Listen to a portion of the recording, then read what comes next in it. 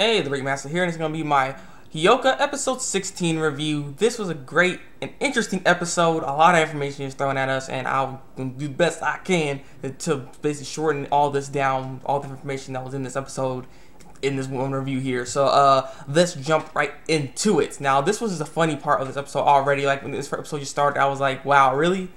Really? I mean, it didn't make any sense. I was like, wow, this is just so much coincidence happening right here. Oreki is just sitting there like he normally does, and he's just sitting there being bored, like, and he's checking how much there's stuff selling, and he's actually not selling that bad, but it's not going to be enough to be selling them all.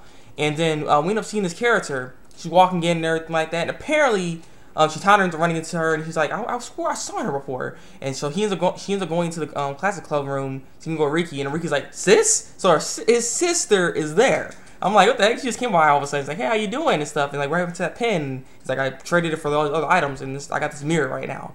And she's like, oh, you got this mirror, and you've been trading items, huh? So let me take this mirror, and in return, I give you a manga called Of Course by Evening. And I'm like, really? Right there already, I was like, really?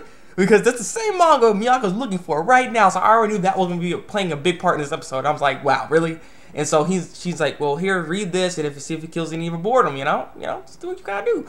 And so he ends up looking at it like, all right then, and was reading off the list and everything, seeing who the creator were, and reading off this other thing saying they'll be selling a manga actually at this cultural festival of this year. Actually, was selling this manga called the Thabreakmasta Order. So yeah, there's a manga going on. It's being sold around here, and the creators and so forth, and just somewhat the story. And it's very interesting because there was a writer, a manga artist, and this person that was just kind of like helping with the background and so forth. So, yeah, he ended up starting reading that book, and apparently he was really interested in it. And so let's jump right into Satoshi. Satoshi, what was happening with this guy here was he was trying to figure out where Jumani's gonna hit next. So he wanted to go into this club that's supposed to get hit. And so he was there along with Tani, because Tani was there with the rest of his boys, trying to go over there, trying to find Jumanji. And so looking around, they don't find anything. Tani gets a text, and it shows apparently he hit a different club that was not within the ABC order of what was going on. So it's like it doesn't make any sense at all. So he's like completely skipped over. So this whole thing doesn't make any sense. And so he's like, what's going on? Why would it not attack here? So he's like, I can't do the direct approach. So what the heck should I do? So then he ends up basically going back to where Oreki is. And so then let's jump into Kitanda. Kitanda ends up getting be able to be broadcasted at the lunchtime hour, so she can talk about not the manga, but the books that they're selling right now, the anthologies. And so she has to get a spot, so she was happy about that. Not to mention that Yoshino, which is the person that runs the broadcasting club, was like, I was gonna look for you. I was looking right for you. Like, where'd you? I'm glad you're right here. You want to be on the lunch hour? Like, seriously, So he was like really happy about this, and she's like, thank you very much. And so that's what happens. And so she's excited about that. Now let's jump to Miyaka. And so what happened with Miyaka? This is just that freaking manga society. I just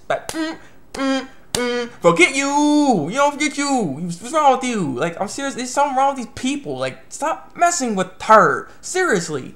So she's doing her thing, just drawing and stuff, right? She's making a nice looking drawing. I'm like, that's what I'm talking about, Miyaka. You look good. That's what I'm talking about. She had a little cosplay costume on right now. She's just sitting there, sitting there minding her own business. And then this girl will come by with some paint. She's like, tips it over a little bit. And try to put a little paint on her freaking stuff, but she didn't realize there's a person right there. She runs right into the person, and so then all that paint flies right on freaking Miyaka. Miyaka's like, "Wow, really?" And I'm just like, "What? Come on, this is just freaking stupid." I'm like, oh, "Come on, just leave her alone. Why do you keep messing with her for?" Like this is like, that's what I would have done. I would have got up and be like, "Hey, here, some paint more." So I was like, you freaking suckers, like, seriously, this is just stupid. And so she got upset, left, sorry, I'm sorry, President, just fill in for me, I'm sorry, but I gotta go. And so she ends up changing into this tracksuit because she has no clothes at the moment, because the freaking clothes got paint on them.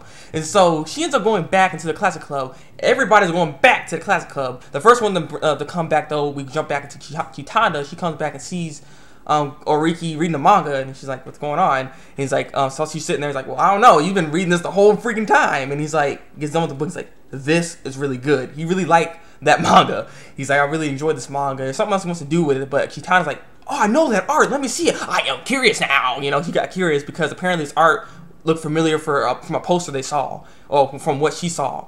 And so she's like, can I borrow this? Because I want to confirm something to see if this is actually true or not. And so she ends up borrowing the book, ends up running into Miyaka as she runs out and stuff. And Miyaka ends up seeing the book. She's like, oh my god, this is the book I was looking for the whole time. Like, why do you have this? And he's like, Oreki had it. And he's like, why does Oreki have it? And Bear, you know, he got it from her sister. And she's like, wow. And like, I saw his poster look something very familiar with the artist. I think the artist is actually here. And so she's like, oh, she got curious too. So she wanted to see. And so they went over there and they went to go see for the see where the manga, you know, the poster and stuff, and see the manga poster. It's the same. She's 99% sure the same artist. And so they end up running into I think it's Tanaba or something like that.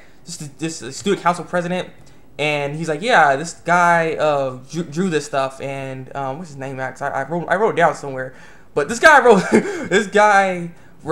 the manga and stuff like that, and yeah, well, I drew the manga, but it's like he drew the stuff for us, so he could be the person that actually drew the manga. So it's just very interesting, and so all this stuff's like kind of coming together. Like, wow, we actually have the artist and the writer here, and I wish I could talk to them directly. Then maybe they're still active right now.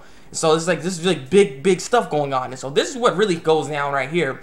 Oreki, everybody comes back. They end up confirming that whole, you know, artist was drawing this and everything like that. He didn't realize student council president was the one, you know, did all that stuff, and he starts really thinking about this and about the Jumanji case and stuff like that. And the thing is, he did not want to tell everybody. He wanted to tell just Satoshi. But Satoshi's like, oh, you figured out something about the Jumanji thing? So she's kind of like, oh, I'm curious. You know, she got all curious and stuff. And she's like, and then she also got trying to like guilt him, like, oh, you gotta tell Satoshi, but not me. I can't believe it. I'm just as curious as him. I'm like, oh, come on. See, I felt bad right there, but he's like, no, it's an adult matter, okay? This is an adult matter. If I tell you this, you gotta accept this in the adult matter. And she's like, okay, fine, all right. And so Satoshi and Oreki are outside talking to them by themselves, and basically Oreki's theory is there's something about that book that is correlating with what's going on with the Jumanji case. The Jumanji case is actually following the ABC murder, which the ABC murder was created by the same people that made the Corpse by Evening. And so, with that being said, he's thinking maybe there's some kind of connection between all this from the manga right now. But he's not really sure exactly how or what is the connection between this. And so he's trying to figure out who are the people that's still doing this, and why would they be doing this then? He hasn't really figured everything out, you know. Everything's still bunched up together. He doesn't have all his thoughts together, which is why he wanted to ask Satoshi, because Satoshi's a good bounce-off man to try to give him his thoughts, because all the information that Satoshi has, you know, he's a data bank. And so the thing is, Satoshi was kind of jealous of Oreki. He's like, you found something about this? Like, how did you do it? Like, seriously, you didn't even check. There was like no ties or no connections, because the thing is, he didn't have no ties or connections to this book or anything like that. It doesn't make any sense how he figured this out or thought about this, really. And so he's like, what the heck, really? I've been thinking about this the whole time, and then you come with this already. It's just like he's jealous of this. He's jealous of Satoshi. Jealous of Oreki, I mean.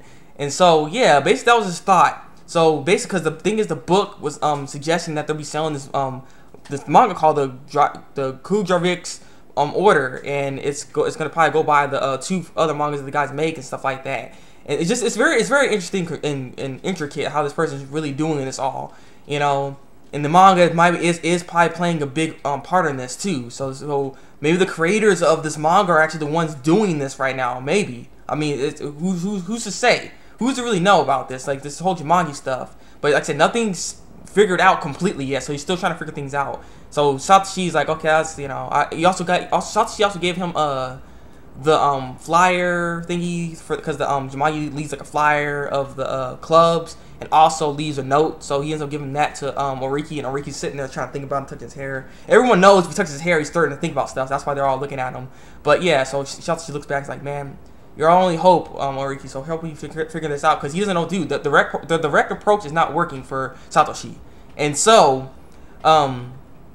yeah, that was basically the whole thing with the episode here. I think I'm missing something. Yeah, now I remember this. What happens at the end of the episode? Basically, at the end of the episode, she's stupid. Chitanda was on the lunch hour, you know, on the broadcasting thing. He was like, "Hey, you know, we got the Classic Club's president, Chitanda Uru," and she's like, supposed to say something. She's like, "Oh, thank you very much," and stuff. She ends up hitting her head on the microphone because she bows down. She's like, "Oh, thank you very much," and hits her head, and then that was basically the episode, which was like stupid.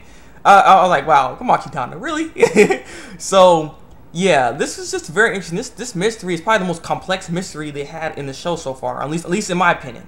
So yeah, pretty much this is probably the most complex mystery they had actually, because there's a lot of stuff going on. And I'm still not quite sure who this could possibly be, because there's a bunch of people that could be doing this. You know what I'm saying? And when is this manga gonna be sold exactly? And if Oriki's actually gonna find this out in time as well, because this whole stuff's about to be over soon, so he has to figure this out soon. Otherwise, you know, he can't promote the Classic Club's anthologies fast enough, and you know, I mean, things he needs to figure out things. Basically, it's all up to him, really. That's why Satoshi can't do anything. So yeah, it's a little surprised that Satoshi is getting jealous off of this. I mean, come on. I mean, this is Oriki's thing. Oriki's thing.